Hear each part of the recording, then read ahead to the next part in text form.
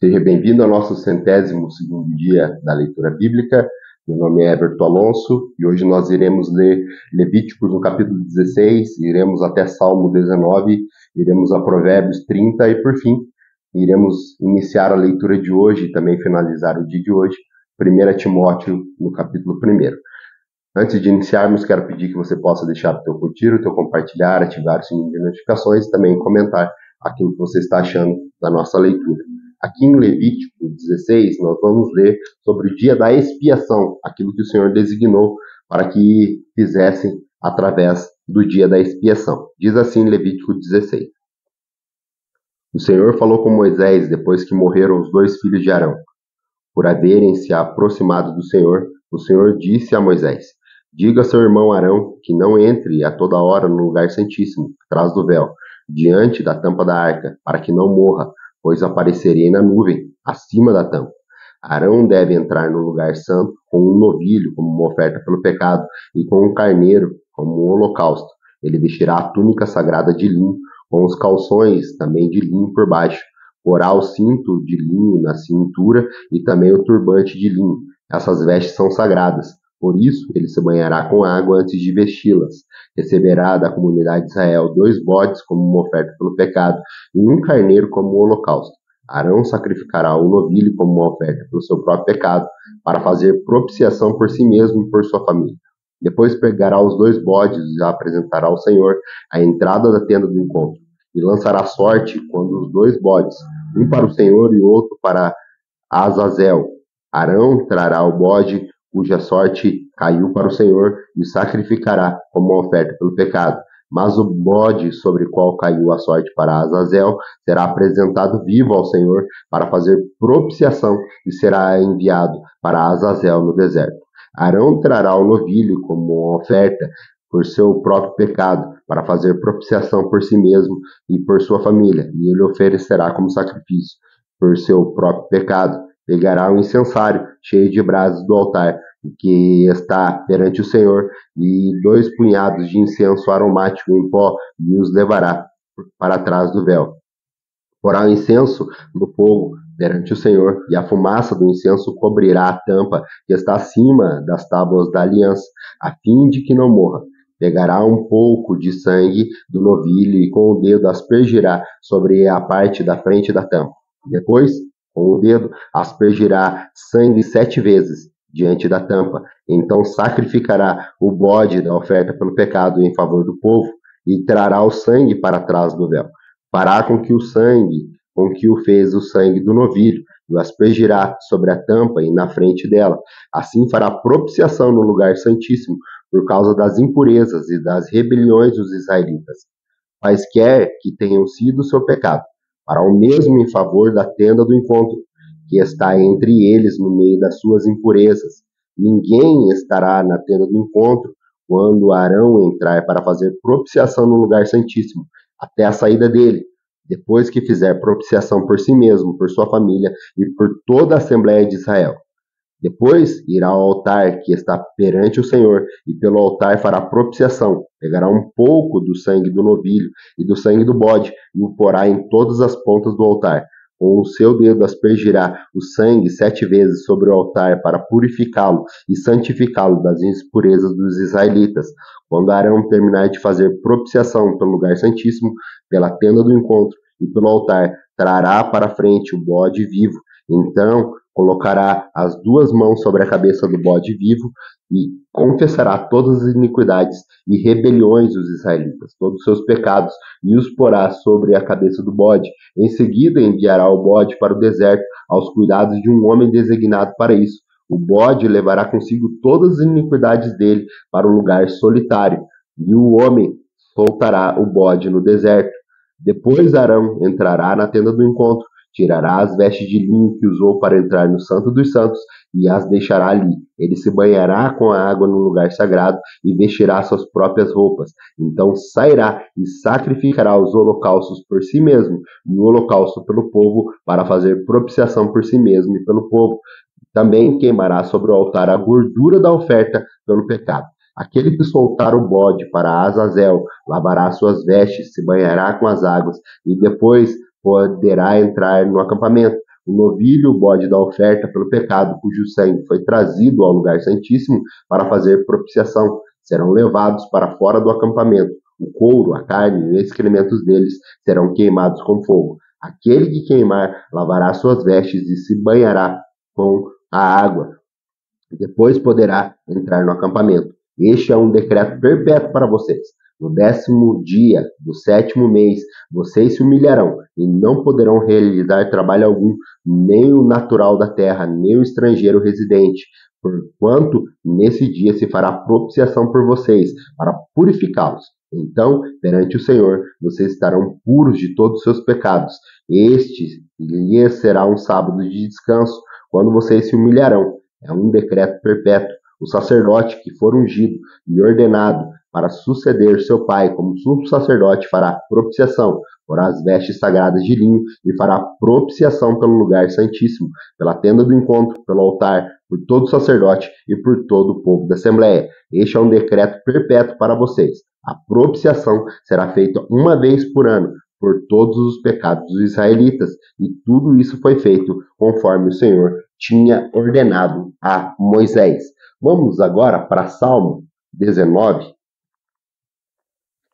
aonde o salmista Davi ele vê a glória do Senhor em todas as coisas da natureza. Ele vê desde o firmamento da terra até a noite, até o dia, e em tudo que há na natureza ele vê a glória do Senhor. Salmo 19 diz assim: os céus declaram a glória de Deus, o firmamento proclama a obra das suas mãos. Um dia fala disso a outro dia, uma noite o revela a outra noite. Sem discurso nem palavras, não se ouve a sua voz, mas a sua voz ressoa por toda a terra, e as suas palavras estão até os confins do mundo. Nos céus ele armou a sua tenda para o sol, e como um noivo que sai do seu aposento, ele se lança em sua carreira, com a alegria de um herói. Sai de uma extremidade dos céus e faz o seu trajeto para outra, nada escapa ao seu calor. A lei do Senhor é perfeita e revigora a alma. Os testemunhos do Senhor são dignos de confiança e tornam sábios os inexperientes. Os preceitos do Senhor são justos e dão alegria ao coração. Os mandamentos do Senhor são límpidos e trazem luz aos olhos. O temor do Senhor é puro e dura para sempre. As ordenanças do Senhor são verdadeiras, são todas elas justas. São mais desejáveis do que o ouro, do que muito ouro puro. São mais doces do que o mel, do que as gotas do favo. Por elas o teu servo é divertido. Há grande recompensa em obedecer-lhes. Quem pode discernir os seus próprios erros? Absolve-me do que desconheço. Também guarda o teu servo dos pecados intencionais, que eles não me dominem. Então serei íntegro, inocente de grande transgressão. As palavras da minha boca e a meditação do meu coração são agradáveis a ti, Senhor, minha rocha e meu resgatador. Vamos agora a Provérbios 30. Aqui nós vamos encontrar os ditados de Agur. Nós estávamos lendo Provérbios sobre as palavras de Salomão, agora nós vamos ver os provérbios de Agur. Diz assim, Provérbios 30, ditados de Agur, filho de Jaque, oráculo. Este homem declarou a Etiliel e a Ucal: eu sou o mais tolo dos homens, não tenho entendimento de um ser humano. Não aprendi sabedoria, não tenho conhecimento do santo. Quem subiu aos altos céus e desceu? Quem ajuntou nas mãos os ventos? Quem embrulhou as águas em sua capa? Quem fixou todos os limites da terra? Qual o seu nome e o nome do seu filho? Conte-me, se você sabe. Cada palavra de Deus é comprovadamente pura. Ele é um escudo para que nele se refugia. Nada acrescenta às suas palavras dele. Do contrário, ele o repreenderá e mostrará que você é mentiroso. Duas coisas peço que me des, antes que eu morra. Mantém longe de mim a falsidade e a mentira. Não me des nem pobreza, nem riqueza. Dai-me apenas o alimento necessário. Se não, tendo demais, eu te negaria e te me deixaria. E diria, quem é o Senhor? Se eu ficasse pobre, poderia vir a roubar-me, desonrando assim o nome do meu Deus. Não fale mal do seu servo ao seu senhor. Do contrário, o servo o amaldiçoará. você levará a culpa. Existem os que amaldiçoam seu pai e não abençoam sua mãe, os que são puros aos seus próprios olhos e que ainda não foram purificados da sua impureza, e os que têm olhos altivos e olhar desdenhosos, pessoas cujos dentes estão espadas e cujas mandíbulas são armas de facas para desfavorecerem os necessitados dessa terra e os pobres da humanidade.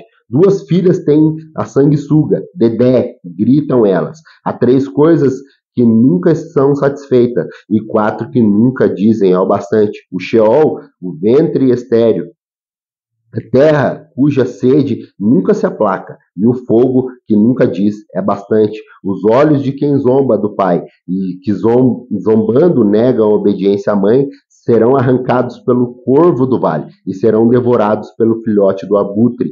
Há 3 coisas mentirosas demais para mim, 4 que não consigo entender: o caminho do abutre no céu, o caminho da serpente sobre a rocha, o caminho do navio entre o mar e o caminho do homem com uma moça. Este caminho da adúltera, ela come e limpa a boca e diz: não fiz nada de errado. 3 coisas fazem tremer a terra, e 4 ela não pode suportar: o escravo que se torna rei, o insensato farto de comida, a mulher desprezada que por fim se casa, e a escrava que se torna no lugar da sua senhora. 4 seres da terra são pequenos, e no entanto muito sábios. A formiga, criatura de pouca força, contudo, armazena a sua comida no verão. Os coelhos, criaturas sem nenhum poder, contudo, habitam nos penhascos. O gafanhoto, que não tem rei, contudo, avançam juntos em fileiras. A lagartixa, que se pode apanhar com suas mãos, contudo, encontra-se nos palácios do rei. Há 3 seres de andar elegante,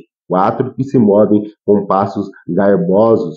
O leão, que é poderoso entre os animais e não foge de ninguém. O galo, de andar altivo. O bode e o rei à frente do seu exército. Se alguém agiu como tolo e exaltou-se a si mesmo, ou se planejou mal, tape a boca com a mão, pois assim como bater o leite produz manteiga, assim como torcer o nariz produz sangue, também suscita a raiva, produz contenda. Vamos agora para a nossa última leitura de hoje, que está numa carta pastoral do apóstolo Paulo enviado a Timóteo. O jovem Timóteo, ele envia essa carta em 1 Timóteo, no capítulo 1. Ele aqui vai falar sobre a advertência sobre os falsos mestres e também da graça de Deus concedida ao apóstolo Paulo. Diz assim, 1 Timóteo 1. Paulo, apóstolo de Cristo Jesus, por ordem de Deus, nosso Salvador, e de Cristo Jesus, a nossa esperança, a Timóteo, meu verdadeiro filho na fé, graça, misericórdia e paz da parte de Deus Pai e de Cristo Jesus, o nosso Senhor. Partindo eu para a Macedônia, roguei que você permanecesse em Éfeso, para ordenar a certas pessoas que não mais ensinem doutrinas falsas e que deixem de dar atenção a mitos e a genealogias intermináveis, que causam controvérsias em vez de promoverem a obra de Deus, que é pela fé. O objetivo dessa instrução é o amor que procede de um coração puro, de uma boa consciência e de uma fé sincera. Alguns se desviaram dessas coisas, voltando-se para discussões inúteis, querendo ser mestres da lei, quando não compreendem nem o que dizem, nem as coisas acerca das quais fazem afirmações tão categóricas. Sabemos que a lei é boa. Se alguém a usa de maneira adequada, também sabemos que ela não é feita para os justos, mas para os transgressores, insubordinados, para os ímpios e pecadores, e para os profanos, e para os irrelevantes, para os que matam pai e mãe, para os homicidas, para os que praticam imoralidades sexuais, os homossexuais, para os sequestradores, para os mentirosos e para os que julgam falsamente, e para todo aquele que se opõe à sã doutrina. Essa sã doutrina se vê no glorioso Evangelho, que me foi confiado, o Evangelho do Deus bendito. Dou graças a Cristo Jesus, nosso Senhor, que me deu forças e considerou-me fiel e designando-me para o ministério. A mim que anteriormente fui blasfemo, perseguidor e insolente, mas alcancei misericórdia, porque eu fiz por ignorância e na minha incredulidade. Contudo, a graça de nosso Senhor transbordou sobre mim, com a fé e o amor que estão em Cristo Jesus. Esta afirmação é fiel e digna de toda aceitação. Cristo Jesus veio ao mundo para salvar os pecadores, dos quais eu sou o pior. Mas por isso mesmo, alcancei misericórdia, para que em mim, o pior dos pecadores, Cristo Jesus demonstre toda a grandeza da sua paciência, usando-me como exemplo para aqueles que nele havia de crer para a vida eterna. Ao reino eterno, o Deus único, imortal e invisível, sejam honra e glória para todos sempre. Amém. Timóteo, meu filho, dou a você essa instrução, segundo as profecias já proferidas a seu respeito, para que, seguindo-as, você combata o bom combate, mantenha a fé e a consciência que alguns rejeitaram e, por isso, naufragaram na fé. Entre eles estão Himeneu e Alexandre, os quais entreguei a Satanás, para que aprendam a não blasfemar. Essa é a nossa leitura de hoje. Muito bom ter a tua companhia. Aguardo você amanhã, se assim Deus nos permitir, para mais um dia da nossa leitura bíblica. Até lá, se assim Deus quiser.